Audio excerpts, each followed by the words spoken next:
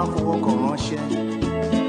Ọmọ tuntun, má wọrí, mo gbà tiẹ̀. Àní tí bá dájú kúlẹ̀ sẹ́, má wá fowó kan ránṣẹ́. Ọmọ tuntun, mo gbà tiẹ̀. Ọmọ pupa o, Ọmọ pupa o, ọmọ pupa lè nífẹ̀ẹ́. Ọmọ pupa o, jọ̀wọ́ mo fẹ́ràn rẹ o. mo fẹ́ràn rẹ o. Ọmọ pupa o, Ọmọ pupa, ọmọ pupa lè lè nífẹ̀ẹ́. nífẹ̀ẹ́ o. Ọmọ pupa o, jọ̀wọ́ mo fẹ́ràn rẹ o.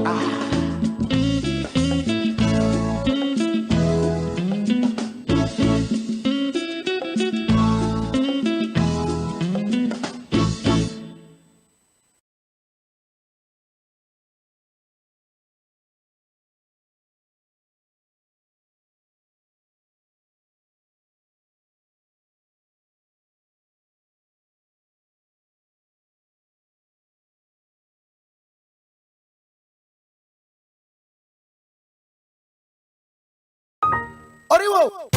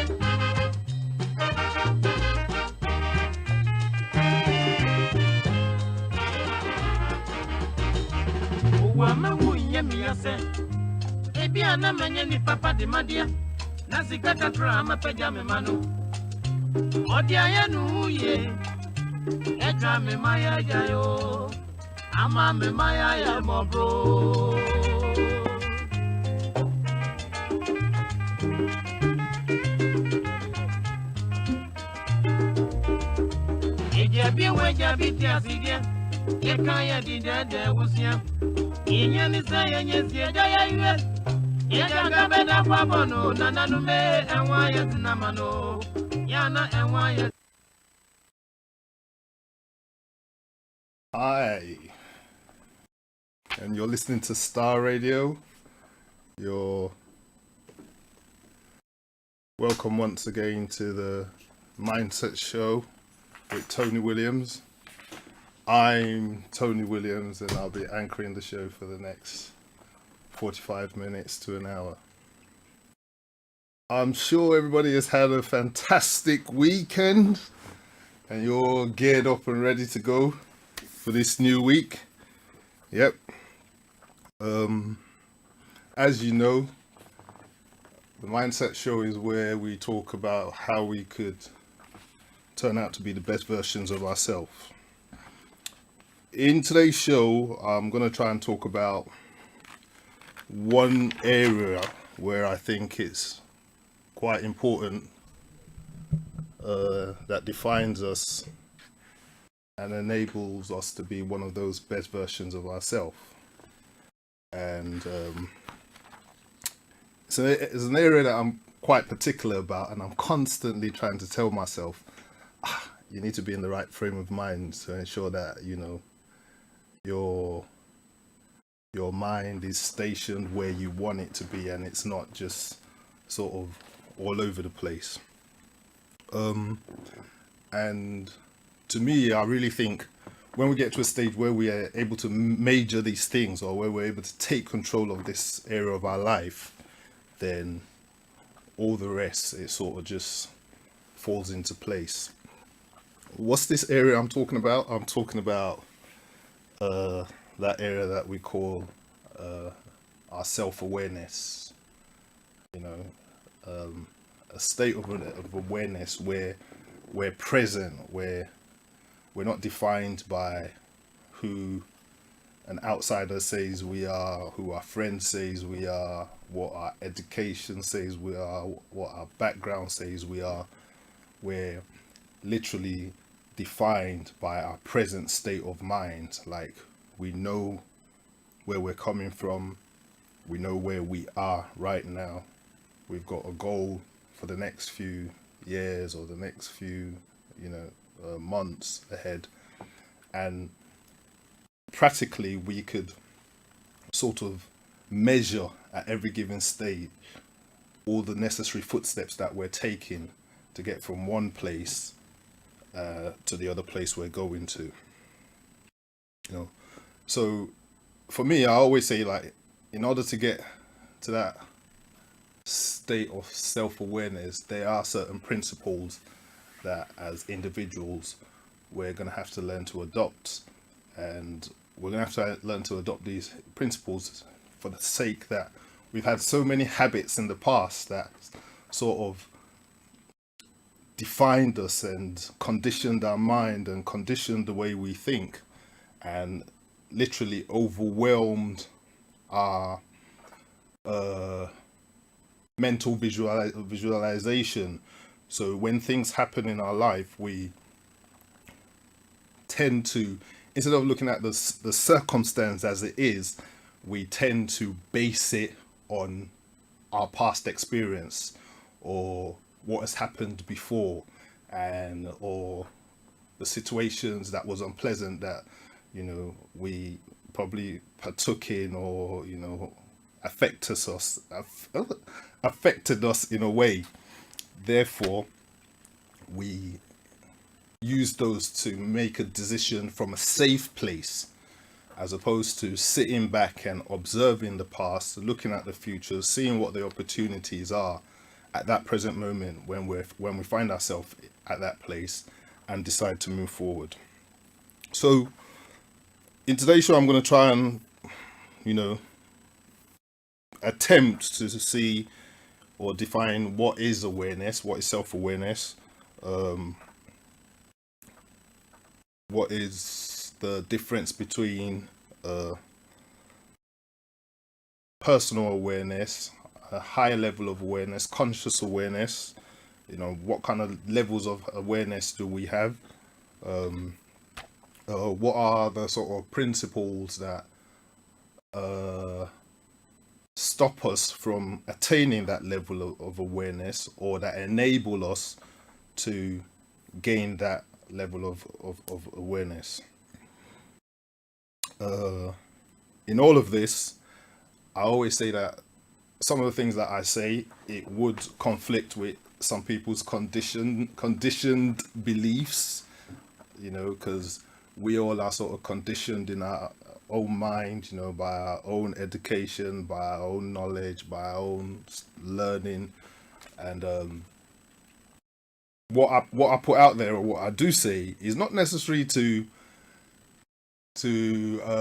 how can I put it? It's not necessary to be in conflict with what you believe, but more so it's to enable you look at things from a different perspective, you know, like sort of just shift that satellite dish, or, you know, so you could get a reception from someone else's perspective, and in so doing enable you to, what I call, suspend your disbelief. You know, when you sort of suspend your disbelief, how can I explain it? It's like going to the movies and you go and watch a sci-fi, is it a sci-fi movie, or, you know, and you know that most of the things that are happening in this sci-fi movie could hardly happen, but just because you want to have the pleasure of enjoying that movie, you believe, or you suspend your beliefs that, okay, it's happened. So what's that film? Is it Wakanda? It is Wakanda. I think it's Wakanda. I'm not sure. Hi, Chris. Yeah. I think it is Wakanda, but you suspend the belief that everything that was happening in that little village was happening just so you could go through the viewing pleasure of that thing. So yes, I do say in some of the things that I say, in order to get a different perspective that is different from what you're conditioned to, it's always good to be able to adopt that ability of suspending your disbelief. So don't just disbelieve me, but suspend it for a minute. So once you suspend it for a minute, you could allow a fresh line of thought, or a fresh line of knowledge come into you. Then you've got, you know, options to consider what your initial beliefs are, to see if it's, you know, sustainable or if it's not. So I say it's an open show. I'm happy when people call in, if you feel the need to call in. I think if you're watching on Facebook, or if you're listening online, the numbers for the studios always scrolling down the bottom of the screen. I'm happy for you to always call in, and we could, it's an interactive show. By no means are anything I say is set on stone, but as I said, it's a perspective from my own knowledge that I think is applicable and could work for anyone who so thinks of adopting it. So whatever we're struggling with technically in life, talking about being in a state of awareness, whatever we're struggling with, whether it's issues from the past, whether it's current issues, whether it's things that we're envisaging that might happen sooner or later in life due to certain circumstances we're in now. I always like to believe that there is some sort of energy, let me put it that way, or in fact let me go better, maybe say energy, or let me say intelligence, let me even say source, if you know, I could, ultimately I will say God, but there's some sort of power that is different from just our mortal being. There's some sort of thing that's flowing through us that comes from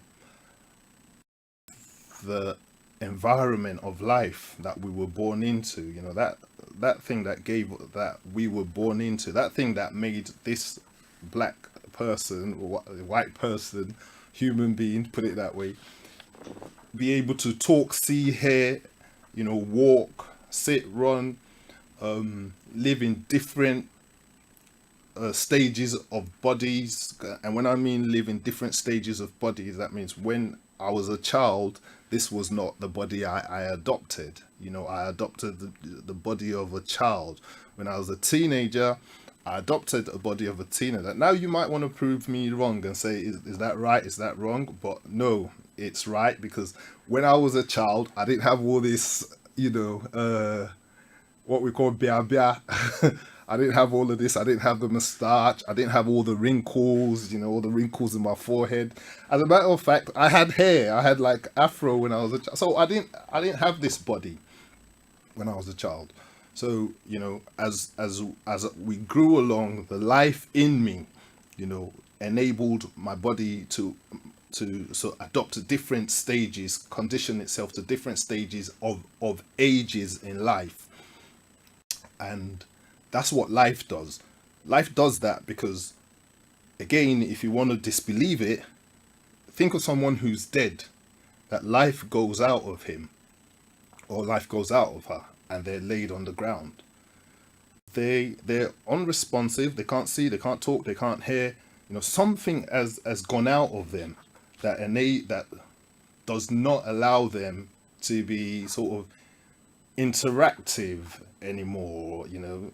So you could have been sitting with someone 5 minutes ago, and unfortunately the person passes away. He goes with everything. That's the end of it. No movement, no signal, no senses. That's it.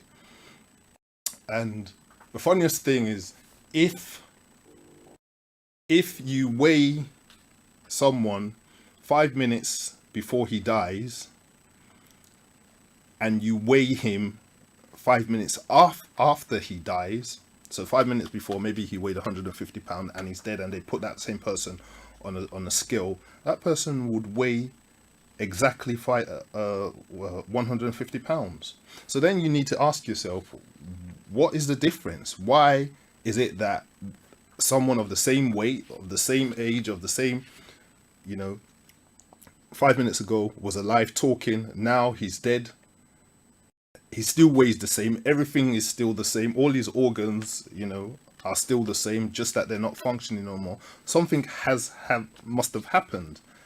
And the only explanation for what could have happened is that something left his body. So life, like, you know, like the same sort of life, that same sort of energy that I'm talking about, that same sort of intelligence or spirit, you know, it left that body, and it's gone back into sort of where it came from, or gone back to its source, you know. So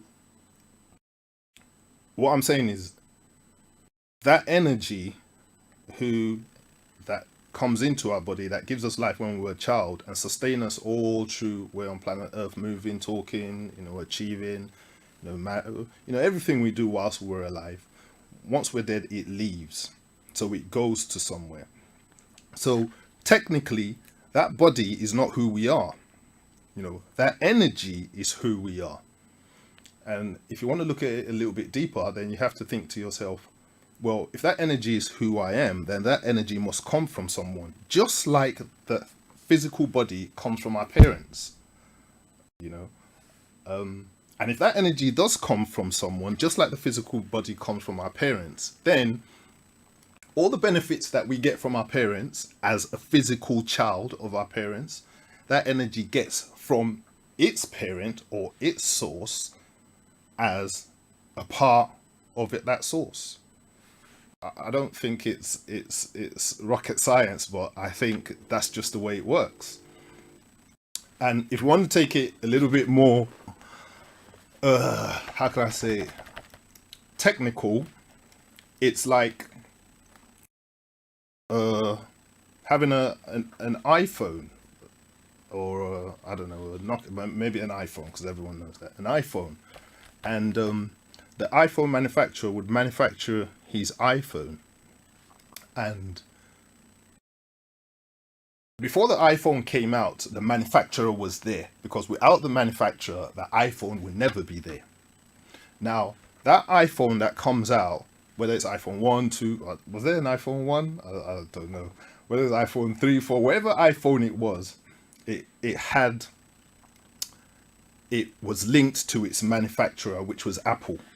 So when Apple puts out the various models of their iPhone, the only thing Apple says is, like, this iPhone there, it will do this, it's got this pixels on its camera, it's linked to iTunes, it do this, you could record, you could do, it could do everything. It gives you all the functionalities that you could enjoy being a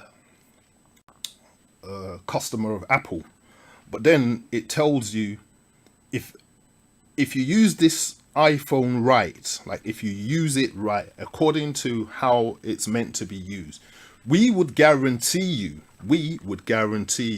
that if anything goes wrong with this iPhone within the set period of it, we would exchange it, repair it, guarantee it, or as a matter of fact, they sell it to you with a guarantee saying, look, as long as you use it according to our policies, our principles, as long as you don't put it where it's not meant to be, don't drop it from the 20th floor or anything, we would guarantee this Apple or this iPhone that it would work properly. And when they give you that guarantee, you're assured that, okay, I'm part of this brand. I'm a part of the Apple brand, even though you're separately using an Apple, but I'm a part of the Apple brand. And you walk around with that guarantee. Now, if that iPhone drops from your hand, and remember we're talking about technical aspects of it now, if that iPhone drops from your hand, or you used it out of how the recommended usage, and then you took that Apple to Mr. Patel's, or Mr. I don't know, one Indian shop or so, to go and get repaired, they might repair it for you. It might start functioning properly. But I could guarantee you, it wouldn't function appropriately to the manufacturer's specifications.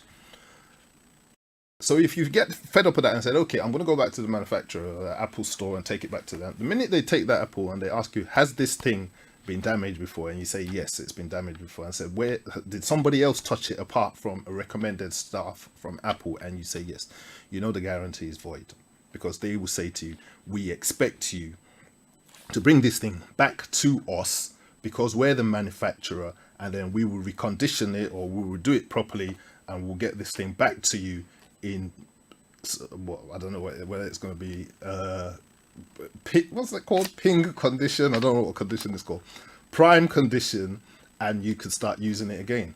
But as it is, if you take it anywhere else, then you void the warranty. That's simply how that life in us is. So that life in us, when we link it back to the manufacturer, where it apparently goes, and we don't link it with this or that, or the wrong source, then that life would be guaranteed to fulfill all the potentials that the manufacturer made it for. So therefore, when we begin to get to stages in life where we're thinking to ourselves, oh, things are not working out, or there's an issue here, or there's an issue there, or rather than blaming external things, the first place to look is within, to figure out, okay, where have I taken myself? What have I done that I'm not supposed to do? What have I done to disconnect myself from that source? Could it be the areas that I'm in? Could it be in where, because there's always a disconnection when things go wrong. Because as I clearly said, if the source flows, if there's a flow of source from the intelligence to your being, then the connection will be right, and then everything will work in accordance. Because look, if you look at it, there's an intelligence between, there's a connection between the sun and the moon. If perchance that disconnection happens, the moon would show up at the wrong time of the day, and the sun will show up at the wrong time of the day, and then everything will be in disarray. But as long as there's a connection to it, everything it works in harmony with each other. And we should never think there's no source, because obviously we should never forget that we are spiritual people having a human experience on earth, and that's why that life would go back in spirit and the body was still there. Never think, oh, you're just a human person having a spiritual experience. No, we came as a spirit into a body, and that body got life, sort of griddled up, and I became who I am, you became who you are, and that's what I am. The minute this mortal body goes away, then life goes back into spirit, and this mortal body, it dies. So we're technically, if we say we're part of a source, which is infinite intelligence or God, or the energy as scientists want to call it, then we should always understand that we are then part of a source, and then we've just come in to planet Earth to just sort of hover around for a bit, fulfill our purpose, be fruitful, multiply, align ourselves with the main reason why our manufacturer or God sent us to this world. And then when we finish our purpose, our plans and purpose, then we're off again, So that's it. So what is awareness in itself? So technically, that's an overview of the whole area of awareness, but if we look at sort of the dictionary definition of awareness, it's technically saying like the ability to know or to have an understanding that something's there, or something is in existence, or you're aware of your present moment, and in doing so, when you constantly live in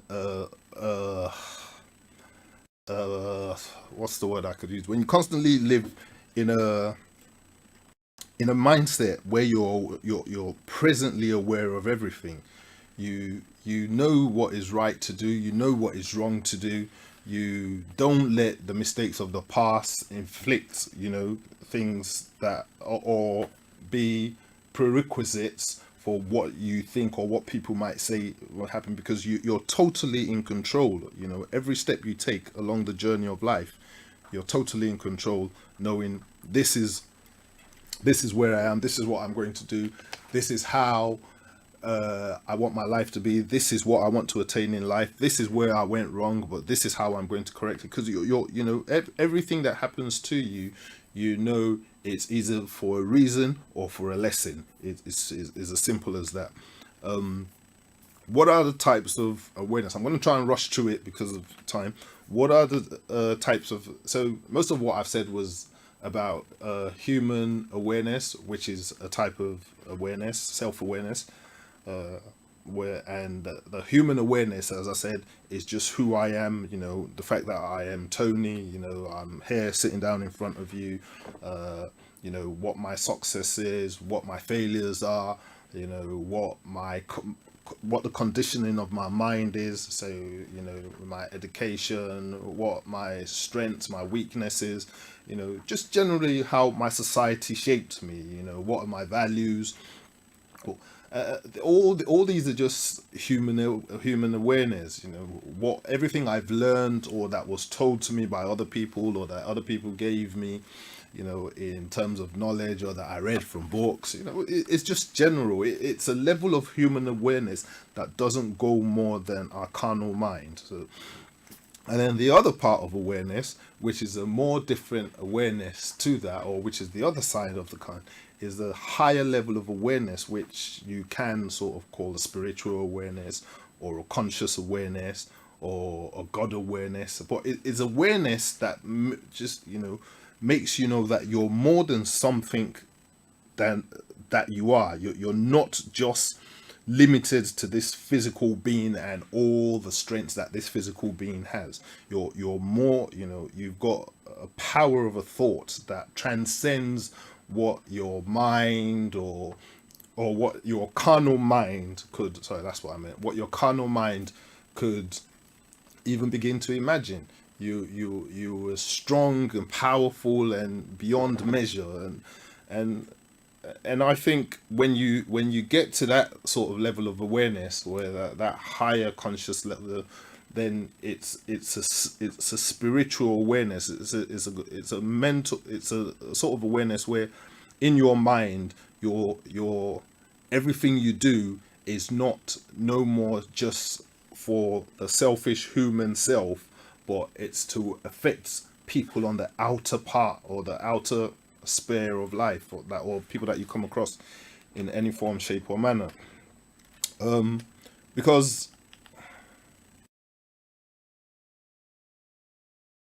sorry, because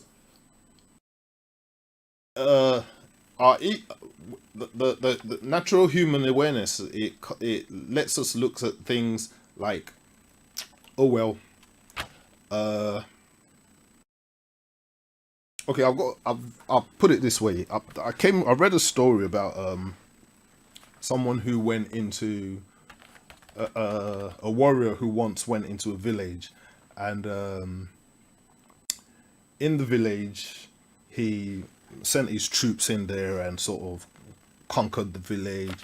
And on that well, it was an island actually. On that same village they had a prison there, so everyone that he conquered, all the men actually that he conquered, he took them captive and locked them all up in the prison.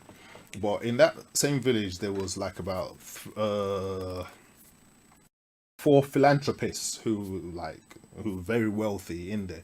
And I think I might have said this story before. And they went to the prison guard and said, look, this is a small village. Yes, we know you've conquered us, and you've captured most of our men and our brothers and our sisters, but we don't like the way in which they're being treated and how they live in, or how they're being sort of held, the way, I don't know what you call in prison, I don't know how they, how they're being detained, the services they get, if that's what they get in prison. We don't like the way how they're being treated. So because we're rich, and if it's resources that are short in the prison, we want to come and supply these resources so that at least all our neighbors who are men that you've captured and locked up in this prison could at least have a half decent life. So the first philanthropist went to the prison officer and said, look, I'm going to take care of the water here, because I realize you're just giving them water from the lake, is it from the oceans, the islands, or what? I don't know what water surrounds an island, but I'm just giving them, you're just giving them water from the sea. So please let me be refining the water, and I'll be supplying this prison with water every single day, so that our men would come out at least not having typhoid fever. I think that happens in Nigeria due to the bad water that they drink. And the prison guard said, yes, that's fine, go ahead and do that. And he did that. He was quite happy. And then the second philanthropist came as well. He said, look, all right, I know this prison has been uninhabited for so long, and now you've put people in there, no beds, no nothing, for them to sleep properly at night. So therefore, please let me create beds and bring blankets so that these men could at least have a good night's sleep at night. And the prison guard said, yeah, that's fine, go ahead, bring you know, blankets and everything. We're happy for, and beds. We're happy to supply the prisoners your blankets and bed. And he did that. He supplied them blankets and bed. So now they had water, they had beds. And then the third philanthropist came and said, "Look, prison guard, I don't like the way these people were eating. We realize, you're hardly feeding them. You took them like 2 months ago, and look, they're all now skin and bones. Surely you're not feeding these people. Well, part of the wealth that I made came from farming. So I'm going to dedicate a whole portion of my farm to be making sure that we remember these are our brothers and our sisters that you took from a small village." And not sisters, they were all men that they took. These are our brothers that you took from a small village. So I'm gonna divide half of what I earn on the produce I make on the farm, and I'm gonna be bringing it here just to ensure that these people eat properly. And the prison guard said, "Yeah, that's fine. You've got water, you've got bed, blanket. Now you've got someone who's giving you food." And there was the fourth philanthropist. He was a priest, so he was allowed to go into the prison to pray with these people on maybe once a week, I don't know, twice a week, I can't remember. And on one night when he went in there, he realized the guard was asleep, and he saw the key. So he prayed for the prisoners, left, and then he came back and told his wife, "Oh, look, when I went to the prison, I saw the guard asleep, and I realized the key to let these people out." So he said, "Next time I go, I'm going to let them out." So next time he went about the same time when the guard was asleep, the previous time that he went, and he opened the prison door and let them all out. Now, what I'm trying to say is it's human awareness would make you think, well, yeah, I've done everything right due to what I know. But when you're on a higher level of awareness, you would want to do things that would leave total impact for everybody you come across. And that's the level of sort of awareness that this priest had, and which everyone around him, which they benefited from. So what are the obstacles to having these level of awareness? I think number one is ego. Our ego, where we call it edge God out or earth guidance only. I think it's our mental intelligence, like just sense of reasoning, always wanting to put meaning to everything, because even the Bible says what's that word? Things of God are foolishness to the wise. And it's not just mere words, because there's certain things that would happen in a spiritual realm where you just can't sort of, how can I say it? You can't put it into reasoning mentally. It's impossible to put it into reasoning mentally. So yeah. And then a lot of things are bad experience. Bad experience prevents a lot of people from being in that present state of awareness, because they use their past to judge their future. They say, "Oh, because my past is like this, my future has to be like this." And and then religious beliefs. And in areas of bad experience, and because my past is like this, my present has to be like this. I've got another story apparently about might not be a story, but more of a sort of a metaphoric story, I should say, about a boat that sails, maybe a speedboat that sails on the sea. Maybe, I don't know, English Channel. Is that what it's called? English Channel. It's a speedboat that sails on the English Channel, and while it's sailing, if you're a person who has the ability to sort of, maybe one person or me or you, whoever, was stationed right in the middle of the speedboat as the boat pushes forward, then you look behind you, and as you look behind you, you obviously see the engine of the boat, and then you see how the water part ways. As the boat goes forward, it leaves a trail as the water part ways, and then you look at where you are, and then you think to yourself, or you've seen the trail that part ways, but now you're in the middle of the boat moving forward, and then you look at where you are in the boat and you think to yourself, what exactly is making this boat move forward as it's going forward at this point in time? And you have to come to conclusion that it's the present engine that I've just looked at, that is propelling the boat to move forward, and then you look forward, and then you say, so you've looked back, you look at where you are, and then you look forward and you ask yourself a question. So I see the trail that I've left behind. I now understand that the present energy that's in the boat that I'm standing in now, the present engine that's running, is what's making it move forward. Is it possible for the trail that I've left behind to push, to enable this boat, because the water's parting there, is it possible to enable that boat move forward? And I think the answer, without no shadow of doubt, is no. The trail behind cannot let the boat move forward. The trail that you've left behind is what's been left behind. The present energy in the boat as it is, perchance if you switched off that engine right there and then the boat will stop there. But it's still not the trail that you've left behind that's powered that boat to go forward. And if I put it all into human context, that's how a lot of people are. You have bad experience, you have things that you've experienced in the past, you have things that you haven't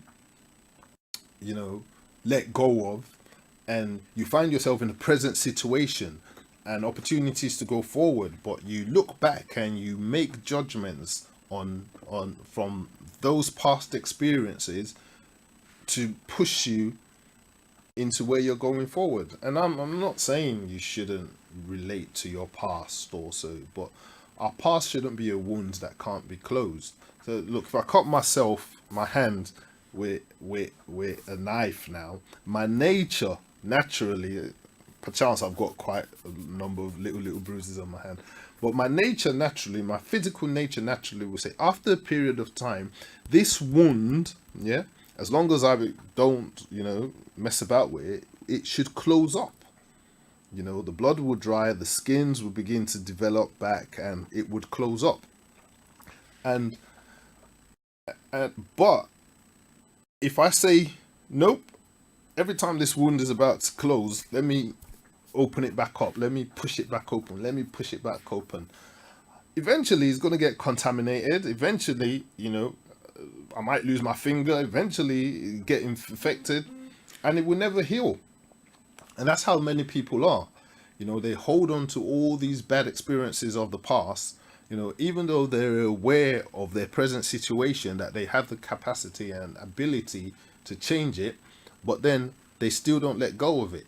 And they expect that, the future ahead of them is going to work out as they desire. It's not going to work, because there's conflict of interest, because the nature is let the wound close, let go of the past, recognize where you presently are at this point in time, and then push forward. Use the present energy of where you are, the present mindset, the present consciousness, present faith in yourself, to know that you're capable of achieving more, and your past doesn't in no shape define your future. Use that energy to move forward into where you're going. Funny enough, something like that, I put up a post yesterday, still might be on my post, on my Instagram post. I said, look, if someone squeezes an orange, why is it that orange juice comes out of it?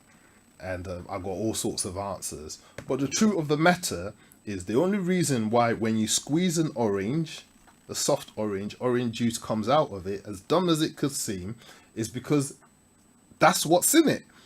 That's all that's in it. I got all sorts of metaphoric answers that I didn't even want to share because it was so funny. But the truth of the matter is, when you cut an orange slice an orange, you squeeze it, orange juice is going to come out. I can't squeeze it and apple juice come out. I can't squeeze it and mango juice come out. I can't. If I squeeze it, only orange juice is going to come out. And that's how we are as human beings. What we put inside when we're under pressure is what we let out. So if we put a good mindset inside, if we put compassion inside, under all circumstances, under pressure, compassion will come out. If we put anger inside, when we're squeezed and we're pushed, anger will come out. If we put bitterness inside, when we're squeezed, when we're pushed, bitterness will come out. So these things, we've got to be very careful about, how we condition our mind to put ourselves in a position of receiving things from external sources or from past experiences. So for every stage that we move forward into in our present awareness, we've got to always be checking ourselves. Scripturally it says, guide your heart with all diligence, because out of it flows the issues of life. So yeah, guide it. I always say our heart is like my heart should be like a dustbin flapper. Like, you don't just open it up and let everyone, even nowadays when you go into streets and blocks, everybody locks their dustbin, and these are just, because they don't just want people to come and, deposit junk in their dustbin every single time. When they want to put things in it, there's no room. So, and then ultimately it begins to stink. And what, a dustbin that hasn't been empty, smells like after a period of time, quite disgusting. So really, your heart should have, like, even if it's a dustbin, where you allow people to put junk, you should still be able to put a lid and padlock that lid. Open it to empty it from time to time, and close it back so people just don't come and pour junk in it. And it's when you are at a certain level of awareness, with your mind, with your physical being, and in touch with your spiritual being, that you're in a position to discern when people are saying nonsense, when people are saying things that are, make sense, and you be able to, close and open your flipper just as when you think it's deemed necessary, So yeah, I did mention that, some of the obstacles are egos, our success, our mental, I can never say this word, how we think, how we reason, bad experience, our religious beliefs. Ironically, religious beliefs, it's totally something else that I wouldn't even be able to start on, because if I start on it, it probably won't even get off the seat. But we have to know that every time we step out of our mental reasoning, the capacity that we have to reason ourselves and to look at things deeply and to study and reflect and meditate on things, we're handing the power for some of that thing to somebody else to influence us. If I said that right, every time if somebody comes to me and say, Tony, this is a mic, and I don't really sit back and look at it and think, all right, this is a mic, what does this mic do? How does this mic function? And I just let someone come and say, this is a mic, you just put your mouth to it, you speak to it, and I don't reflect on it and meditate and look upon it myself, then I've given myself over to this guy to be influenced by him. And ultimately, if he convinces and influences me enough, that would become a belief, and it would obscure my own sort of reflection of the thing. So every time I pop into this studio, I see this, I say, it's a mic, this is how it works, without even looking to see if there's any other full potential in this thing that I could sort of benefit, or that I could bring into this thing, or that I could use to even make this thing work better than it could. So that's it. And I also think some of the obstacles again is our level of understanding, because obviously we have to learn to understand things appropriately, understand times and season, understand that everything happens for a reason, understand that there's, as long as we're striving and doing the right thing and on the right part, things might go wrong, but delay doesn't mean denial. It doesn't really mean that that's the end of it's never I can't say these phrases no more. It's never just the end of it. There's always something better, or there's always some, but the mindset has to be in the right frame of mind. You have to constantly believe in yourself that these are going to happen. But and for these to happen, you have to be in that present state of awareness at every time. Because once you're in that present state of awareness, then you know that these things are things that can't be tossed aside. Leave alone that idea of what's in it for me for every time, because every time you start saying what's in it for me, you're sort of waking up that ego part of you, or you wake that egotistic part of you. And once you're waking up that egotistic part of you, then it's overriding everything that is spiritually aligned that you're about to be looking at, or that you were trying to influence. So you're now going away from that higher level of awareness back into that physical or human state of awareness, and then the ripple effect of that is that you just remain the same and there's no change. There's not enough time to go over all of these things tonight. I hope in the brief moment that I had, I was able to submit my case to you appropriately, but hopefully next week or the week after, it will be a topic that we could revisit and look on the other side. Once again, thank you for tuning in, and until we speak again next time, good night, and thanks for listening. Thanks for listening. Thanks for listening.